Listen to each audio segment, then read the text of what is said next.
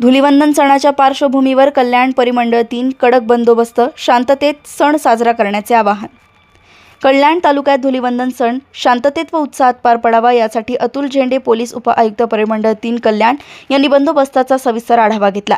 धुलीवंदनाच्या दिवशी कोणताही अनुचित प्रकार घडू नये, कायदा व सुव्यवस्था अबाधित राहावा, तसेच नागरिकांनी सुरक्षित वातावरणात सण साजरा करावा यासाठी पोलिसांकडून व्यापक नियोजन करण्यात आले।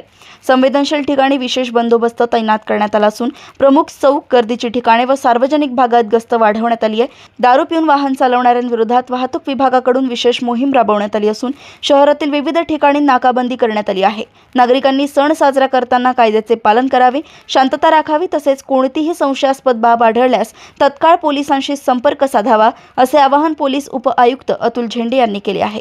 कल्याण येथून विश्वनाथ शेना यांची रिपोर्ट। शांततामय मार्गाने कोणत्याही तिथे गालबोट लागू नये याकरता हे सर्व नियोजन केलेलं आहे।